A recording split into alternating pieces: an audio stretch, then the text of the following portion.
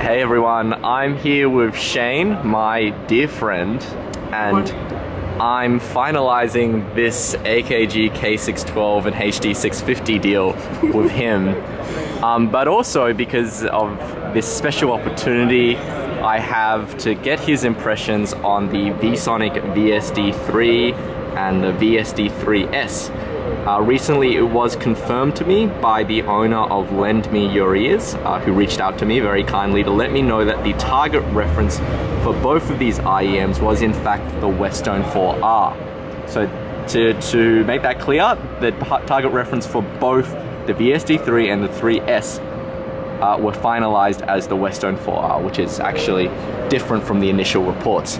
Anyway, Shane's gonna give us his impressions because he has been a long-time owner of the Westone 4R, so there's no one better to ask. We'll let him get going with the impressions.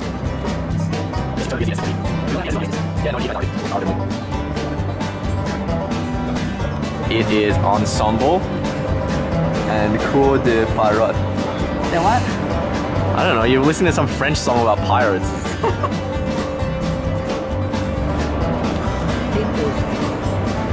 I can't read the track title because it's a different. Tuku ni aru akari, I and mighty Kala-san.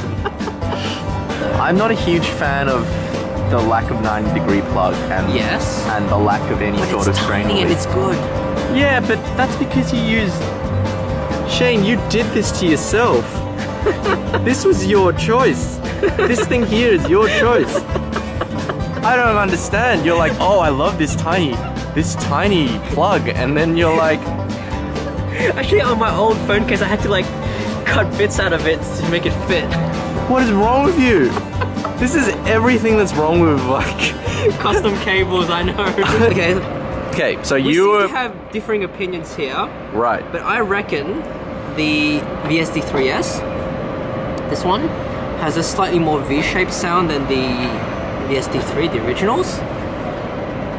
I say that simply because on the rock track that I was listening to, the High Mighty Color, the Toki ni aru akari. Yeah, it has the bass has a slight boominess. It's more bass, but it's not really good bass. Okay. And that's why I think, but the treble seems to come out a little bit nicer as well. But I think the most important difference is that the VSD 3, the originals, are much more sensitive. Because when you plug it in, it's much louder at the same volume. So yeah, this is what's making it difficult for me to compare them, because I actually have the opposite opinion to Shane here. I feel like that the S is more balanced and the 3S is more V-shaped, and the bass and the treble are more pronounced on the 3S. But they're actually different volumes and different sensitivities when you plug them in. So it's become quite difficult for me to be able to be sure of the matching. Now, what Lend Me Your Ears, the owner of Lend Me Your Ears, told me that the 3S is meant to have less bass. The 3 is meant to be the bassier of the two, but he didn't say anything about the treble, and I think the treble is different out of those two. So I don't know. But what I have to say is that you would say they sound quite actually similar. They sound more similar than different. Very hard to tell them apart. Yeah, I wouldn't worry too much about choosing between one or the other. Are they different prices? No, they're the same price.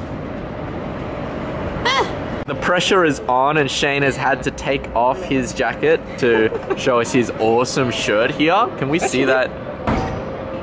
That is brilliant. I really want that shirt. Okay, all right. Okay, so he's ready to give his opinion on how these two in-ears compare to the Westone 4R. Now, remember that these are all very first impressions that we're doing here, but it's always good to get a fly-on-the-wall opinion. So, what do you say? What do I think? Well, it's actually very clear. The Westone 4R has richer mids, and that's not necessarily a good thing, because I've actually spent quite a lot of time with the AKGs, K612 over there, that Lachlan lent me. And as it turns out, I actually really like the leaner mids on the AKGs as compared to the HD 650. So it comes down to the same thing. Right. So the 4Rs has richer mids as opposed to the Vsonics, and it's just as a matter of preference. Right. Now there is one thing though. The bass on the Vsonics has a very slight boominess to it. Right. So basically you can say that the Westones are just better clarity across the whole range. But if you put it into context of the price, then yeah, the Vsonic comes out ahead. That's very much similar to what, because I was doing some listening of the 4R as well. I did get a sense that the 4R was actually a little more diffuse in the treble. So as a result, it did sound a bit more lush and a bit warmer than those two other IEMs. And there was a sense of kind of layering and kind of pace that I really liked on the 4R, that it did set it apart from those two. But when I look at the price, and that's like a $60 and that's like a $300 IEM, I'm very surprised at how well those two compare. Like And as to the comment as that Vsonic were trying to make the Westones as a reference, then yeah, they pretty much nailed it. Yes, I reckon so. That's the one thing that I'm very glad I had the chance to do this, because I reckon Vsonic has nailed it. That's really impressive. Anyway, thanks Shane.